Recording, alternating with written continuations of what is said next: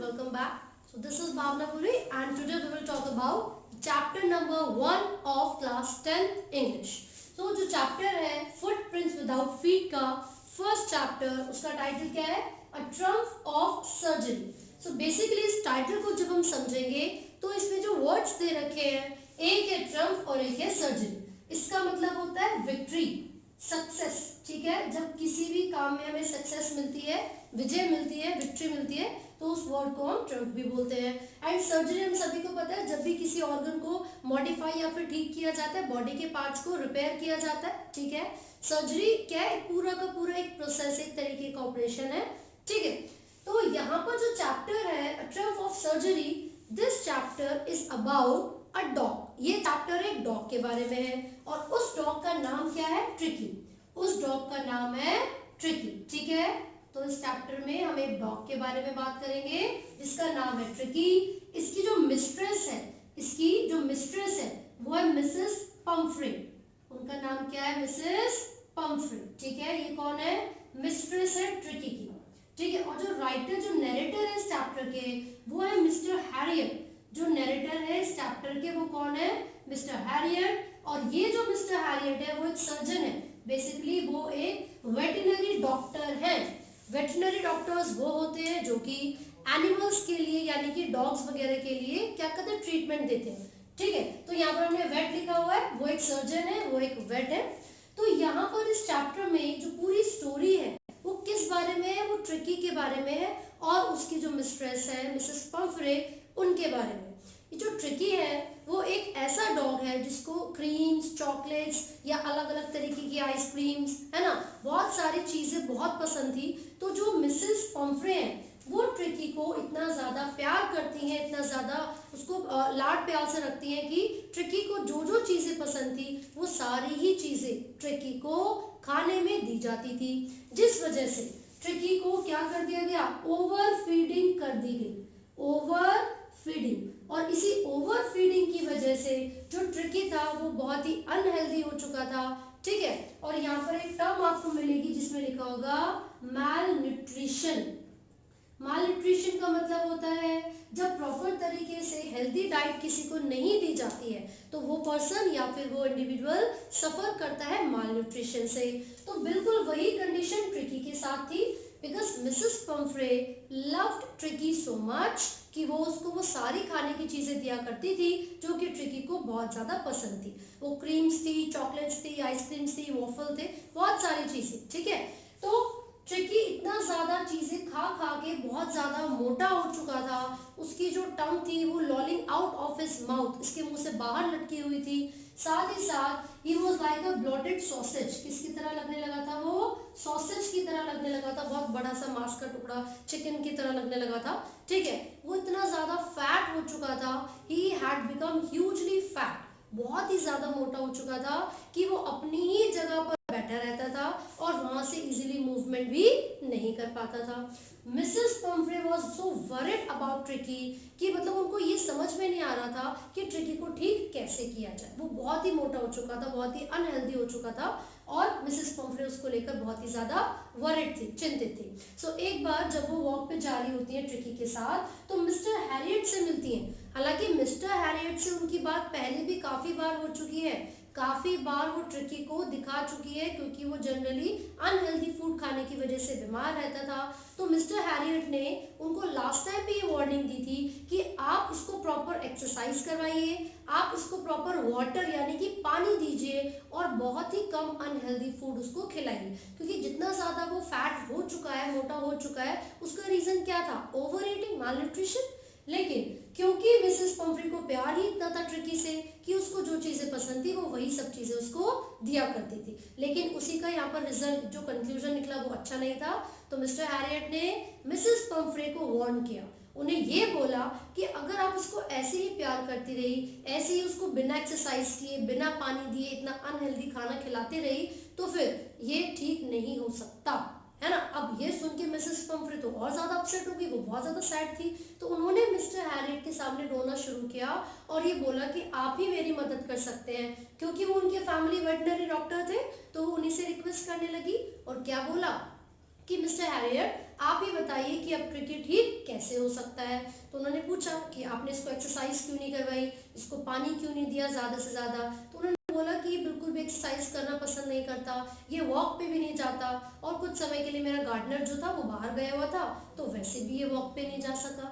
तो ये सुनकर मिस्टर हैरियट ने मिसेस पम्फ्रे को थोड़ा डांटा और ये बोला कि अगर आप चाहती हो कि ये जिंदा रहे तो फिर इसको आपको मेरे साथ भेजना पड़ेगा हॉस्पिटल में फोर्टनाइट, यानी कि लगभग 2 हफ्ते के समय के लिए, और मैं इसको ठीक कर दूंगा। तो जब मिसेस पम्फ्रे ने ऐसा सुना तो वो उनको जो आंसू थे वो कंट्रोल नहीं हो पाए। क्यों?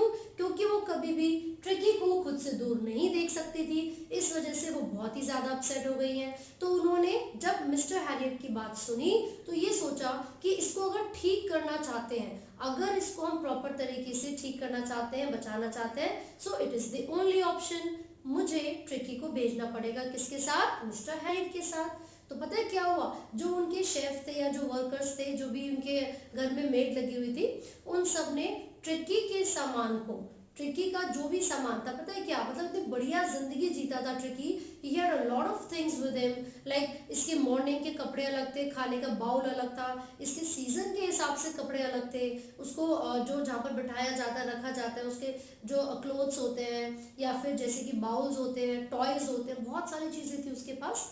तो फिर मिसेस पम्फ्रे ने क्या सोचा कि जब ट्रिकी को इतने समय के लिए मुझे बाहर भेजना पड़ेगा तो उसका जो ज़रूरी सामान है, जो एसेंशियल्स है, वो सारी चीज़ें भी भेज देनी चाहिए। तो उन्होंने क्या किया, अपने वर्क जो उनके जो मेड थे या फिर जो उनके घर में नौकर थे, उनको क्या बोला कि ये सारा सामान मिस्टर हैरियट की कार में रखवा।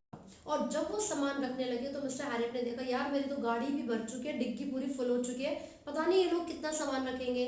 उन्होंने फटाफट से ट्रिकी को उठाया और अपनी कार में ड्राइवर की सीट के बराबर में ट्रिकी को बैठा दिया। एंड ट्रिकी ने क्या किया, अपनी टेल को हिलाया, अपनी पूंछ को हिलाया, क्योंकि वो इतना ज़्यादा ह्यूजली फैट है, पूरी बॉडी को वो मूव नहीं कर सकता, ठीक है। तो उसने सिर्फ अपनी टेल को हिलाया रिस्पॉन्स देने के, जो डॉग्स जनरली करते हैं। तो फिर अब मिस्टर हैरियट समझ चुके थे कि इतना सारा सामान ऑलरेडी उन्होंने मेरी कार में ऑलरेडी भर दिया है, अगर मैं और ज़्यादा देर रुकूंगा तो ये तो और भी ज़्यादा सामान लेकर आ जाएंगे, और जो मिसेस पम्फ्रे हैं, अगर मैं ज़्यादा देर रुका तो वो रोते रोते पागल हो जाएंगी और ट्रिकी को मेरे साथ नहीं जाने देंगी, ठीक है। तो फिर मिस्टर हैरियट ने कार का दरवाज़ा बंद किया, डिग्गी को बंद किया और फटाफट से कार ड्राइव करना स्टार्ट कर दिया। और साइड में जो मिरर होता है, रियर मिरर, वहां से देखा तो पीछे की तरफ मिसेस पम्फ्रे खड़ी हुई थी and she was bitterly crying, वो बहुत ज़्यादा रो रही थी और वो इवन रोकने की कोशिश कर रही थी कार को और ट्रिकी को। लेकिन जो मिस्टर हैरियट थे वो ऑलरेडी जानते थे कि अगर वो इतना ही प्यार करती रही और ट्रिकी को डॉक्टर के साथ नहीं जाने दिया तो ट्रिकी की तबीयत और भी ज़्यादा बिगड़ सकती है, इसलिए वो उसको अपने साथ अपने वेटनरी हॉस्पिटल में ले गई। अब क्या होगा, जब उसको अपने साथ लेके जाएंगे वेटनरी हॉस्पिटल में, तो वहां पर ऑलरेडी बहुत सारे डॉग्स थे। जब ट्रिकी मिस्टर हैरियट के साथ उनके हॉस्पिटल में पहुंचा, there were already a lot of dogs, और वो सभी डॉग्स एक ही जगह पर एक साथ रहा करते थे, ठीक है। तो फर्स्ट डे था ट्रिकी का वहां पर, तो फर्स्ट डे ट्रिकी ने अपने सराउंडिंग में कोई भी इंटरेस्ट नहीं दिखाया, चुपचाप से अपनी ही जगह पर बैठा रहा। अब बाकी के जो डॉग्स वहां पर ऑलरेडी थे वो सब आते हैं, स्निफ करते हैं, सूंघते हैं ट्रिकी को, लेकिन उसने कोई इंटरेस्ट नहीं दिखाया। तो बाकी सब डॉग्स भी ग्रोल करते हैं, वो बार्क कर रहे हैं, भौंक रहे हैं, शोर मचा रहे हैं, लेकिन ट्रिकी के अंदर उन लोगों ने भी कोई इंटरेस्ट नहीं दिखाया। अब पता है क्या हुआ, जब उन सारे डॉग्स को बाउल में खाना मिलता है तो पहले दिन की बात है कि ट्रिकी को कोई खाना ही नहीं मिला। क्यों? क्योंकि जो मिस्टर हैरियट है वो उसकी हेल्थ को इम्प्रूव करना चाहते हैं और उसी की हेल्थ को इम्प्रूव करने के लिए ये उनका एक तरीका था, एक स्ट्रैटेजी थी। तो अब जब सभी डॉग्स को खाना मिला, ट्रिकी को कुछ भी नहीं मिला, तो ट्रिकी चुपचाप से अपनी सीट पर बैठा रहा और वहां पे जितने भी डॉग्स थे उन सब में कंपटीशन इतना ज़्यादा था, वो ये जानते थे कि अगर मैंने अपने बाउल का खाना जल्दी से फिनिश नहीं किया तो कोई दूसरा डॉग आके मेरे बाउल का खाना खा जाएगा। तो इसलिए वो बहुत ही जल्दी जल्दी अपना खाना फिनिश करते थे। उनकी जो टंग है, उनकी जो जीभ है, उसके फटाफट से लिक करने की आवाज़ आया करती थी बाउल से, ठीक है। तो जैसे उनका खाना खत्म हो जाता था वो फिर से खेलना शुरू कर देते थे, लेकिन tricky he was still quite, वो चुपचाप से अपनी जगह पर बैठा हुआ था। लेकिन नेक्स्ट डे क्या हुआ, उसको पानी मिला, बाउल में सिर्फ पानी मिला, और जब उसको भूख लगने लगी तो फिर अगले दिन उसने बाकी डॉग्स के जो खाली पड़े हुए बाउल थे जिसमें वो ऑलरेडी खाना फिनिश कर चुके थे, उन बाउल्स को लिक करना स्टार्ट कर दिया। अब इसे देखकर मिस्टर हैरियट को ये समझ में आ गया कि जो ट्रिकी है वो धीरे धीरे वॉक करना शुरू कर रहा है, अपने सराउंडिंग में इंटरेस्ट दिखा रहा है। तो जो खाना बाकी डॉग्स को मिला करता था, मिस्टर हैरियट ने, वेटरनरी डॉक्टर ने, सेम फूड ट्रिकी को देना स्टार्ट किया। और सबसे मजेदार बात यह है कि जितना भी सामान, चाहे वो रेन कोट हो, क्लोथ्स हो या टॉयज हो या बाउल हो, सारा का सामान जो भी मिसेस पंफ्रे ने ट्रिकी के लिए भिजवाया था वो अभी भी मिस्टर हैरियट की कार में एज इट इज पड़ा हुआ था। लेकिन क्योंकि मिसेस पंफ्रे बहुत ज्यादा प्यार करती थी ट्रिकी को, वो दिन में 2-3 बार कॉल किया करती थी मिस्टर हैरियट के पास और पूछा करती थी कि ट्रिकी की तबीयत अब कैसी है। तो इसी के साथ साथ वो क्या करती थी, एग्स भिजवाया करती थी, ब्रांडी और रम भिजवाया करती थी। और ये जो वाइन वगैरह, मतलब रम और वाइन वगैरह, ये जो पी के जो किसके लिए भेजी जाती थी, ट्रिकी के लिए। लेकिन मिस्टर हैरियट ने उसमें से ना ही वो 2 दर्जन अंडे और ना ही वो वाइन, दोनों में से कोई भी चीज ट्रिकी को नहीं दी। ट्रिकी को वही खाना मिल रहा था जो कि बाकी डॉग्स को मिलता था, and that was very ordinary food. ना कोई चॉकलेट, ना क्रीम, ना आइसक्रीम, कुछ भी नहीं मिल रहा था उसको। ठीक है, तो वो खाना कहाँ जा रहा था, एग्स कौन खा रहा था, वाइन कौन पी रहा था, मिस्टर हैरियट और उनके असिस्टेंट। तो जितने समय के लिए ट्रिकी को मिस्टर हैरियट ने अपने साथ रखा था, वो उनके लिए बहुत ही लग्जरियस लाइफ जीने जैसा समय था। और वो ट्रिकी को अपने पास एक परमानेंट गेस्ट बना के रखना चाहते थे, सिर्फ इसी रीजन से कि उसको रोज अंडे मिलते रहेंगे, वाइन मिलते रहेगी, और वो कौन खाएगा, मिस्टर हैरियट खाएगा। लेकिन he was a very kind hearted person. उसने पता था कि अगर मैंने 2 हफ्तों से ज्यादा ट्रिकी को अपने साथ रख लिया तो Mrs Pomfrey could not have lived, वो सरवाइव नहीं कर पाएंगी। ठीक है, तो कितने समय के लिए उन्होंने अपने पास रखा था, लगभग फोर्टनाइट, यानी कि 2 वीक्स के समय के लिए, 2 हफ्ते के समय के लिए, 14 दिन के समय के लिए मिस्टर हैरियट ने अपने पास ट्रिकी को रखा था अपने हॉस्पिटल में। और वो उसको नॉर्मल फूड दिया करते थे जो कि बाकी डॉग्स को मिलता है। इनिशियली 2 डेज तक उसको सिर्फ प्लेंटी ऑफ वाटर, पानी ही पानी मिला और कुछ भी नहीं मिला। जो एग थे, वाइन थी, वो सब मिस्टर हैरियट और उनके असिस्टेंट खा पी लिया करते थे। ठीक है, जब ये 14 डेज का समय कंप्लीट हुआ, क्योंकि ट्रिकी को बहुत अच्छे तरीके से रखा जाता था, एक्सरसाइज करवाई जाती थी और उसको अच्छा खाना दिया जाता था, पानी दिया जाता था, he started taking interest in this surrounding. वो चारों तरफ इंटरेस्ट लेने लगा, खेलने लगा, कूदने लगा, बाकी डॉग्स के साथ घूमने लगा, ग्रॉल करता था, रोलिंग करते थे, फाइट करते थे। तो काफी इंटरेस्ट उसको वहां पर आ चुका था अपने सराउंडिंग में। और जब ये 14 दिन का समय कंप्लीट हुआ तो मिसेस पंफ्रे ने फिर से कॉल किया मिस्टर हैरियट को और ये पूछा, क्या ट्रिकी बिल्कुल ठीक हो चुका है? तो मिस्टर हैरियट ने बोला, यस मैम, अब आप ट्रिकी को अपने साथ घर लेकर जा सकते हो। तो जब मिसेस पंफ्रे को लेने के लिए आती हैं, वो अपनी कार में बैठी होती हैं और जो सामान मिस्टर हैरियट की कार में था वो सारा मिसेस पंफ्रे की कार में शिफ्ट कर दिया जाता है। जब मिसेस पंफ्रे अपनी कार का दरवाजा खोलती हैं और ट्रिकी को आवाज लगाती हैं तो गार्डन में से भागता हुआ आता है tricky.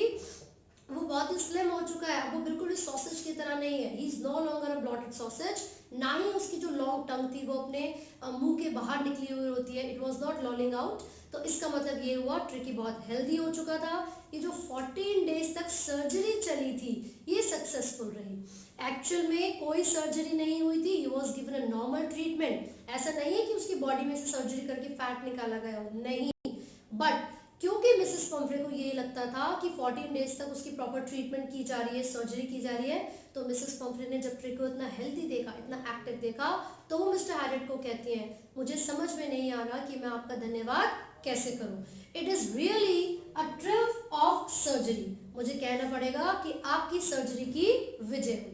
So this is all about the chapter. Mrs Pomfrey बहुत ज्यादा प्यार करती थी ट्रिकी से, लेकिन इससे हमें ये सीख मिलती है कि आप किसी भी व्यक्ति से बहुत ज्यादा प्यार करें, अच्छी बात है, लेकिन उनकी हेल्थ के साथ खिलवाड़ नहीं करना चाहिए। इवन हमें खुद भी अपनी हेल्थ का ध्यान देना चाहिए।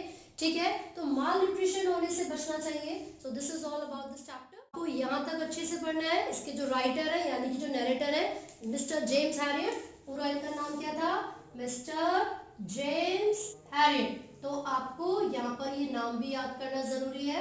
ठीक है, so this is all about the chapter. इसके कुछ वर्ड्स हमने अभी देखे, जैसे कि माल न्यूट्रिशन हो गया। दूसरा वर्ड अगर हम बात करें ओवर फीडिंग, आप ये टर्म यूज कर सकते हो।